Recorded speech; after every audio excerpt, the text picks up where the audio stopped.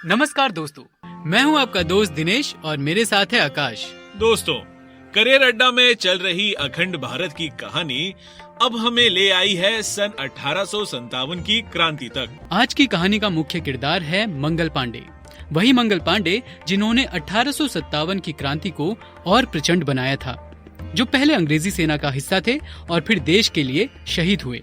तो कहानी ऐसी है कि 29 मार्च 1857 ईस्वी को मंगल पांडे ने बैरकपुर छावनी में अपने अफसरों के विरुद्ध विद्रोह कर दिया था, लेकिन ब्रिटिश सैन्य अधिकारियों ने इस सैनिक विद्रोह को सरलता से नियंत्रित कर लिया, तो साथ ही उसकी बटालियन 34 NI को भंग कर दिया। दोस्तों, इसके बाद 24 अप्रैल को 3 LC परेड मेरठ में 90 घुड़सवारों में से 85 सैनिकों ने नए कारतूस लेने से इनकार कर दिया। वजह ये थी कि उन्हें शक था कि नए कारतूस गाय और सुअर के मांस से बने हैं और इन कारतूसों को इस्तेमाल से पहले मुंह से खोलना पड़ता था। क्योंकि अंग्रेज सेना में बहुत से हिंदू और मुस्लिम सैनिक थे, इसीलिए ये उनके धर्म से जुड़ा मसला भी था। इसीलिए उन्होंने कारतूस इस्तेमाल करने से मना कर दिया, जबकि अंग्रेज अफसर उन पर लगातार दबाव बनाते रहे।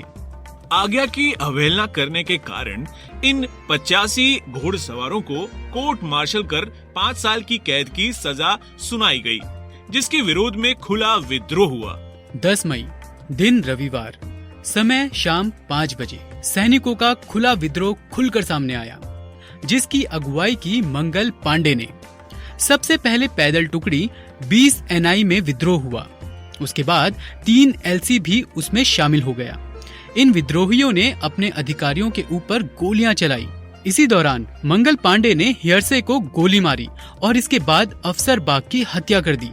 इस अपराध के लिए मंगल पांडे को 8 अप्रैल को फांसी दे दी गई। इसके बाद 9 मई को मेरठ में 85 और अन्य सैनिकों ने कारतूस का इस्तेमाल करने से इनकार कर दिया और बदले में उन्हें 9 साल की सजा सुनाई गई। बस फिर क्या था, ये घटना क्रांति की लौ जलाने के लिए काफी थी। इस घटना के बाद सबसे पहले 9 मई 1857 को मेरठ छावनी में विद्रोह की आग भड़की। मेरठ में भारतीय सिपाहियों ने ब्रिटिश अधिकारियों की हत्या कर दी और जेल तोड़ दिए। 11 मई को मेरठ के क्रांतिकारी सैनिक दिल्ली पहुंचे और एक दिन के भीतर ही 12 मई को दिल्ली पर अधिकार कर लिया। इन सैनिकों ने मुगल सम्राट बहादुर शाह द्वितीय को दिल्ली का सम्राट घोषित कर दिया। इसके बाद लखनऊ, इलाहाबाद यानी कि आज का प्रयागराज, कानपुर, बरेली, बनारस, बिहार और झांसी में भी विद्रोह की आग फैल गई। लेकिन 21 सितंबर 1857 को दिल्ली पर अंग्रेजों ने दोबारा अधिकार हासिल कर लिया। भारतीयों और अंग्रेजों के बीच हुई इस जंग में जॉन निकोलसन मारा गया।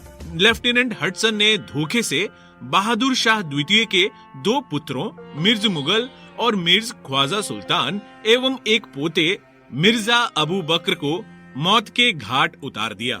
दोस्तों, लखनऊ में विद्रोह की शुरुआत 4 जून 1857 को हुई।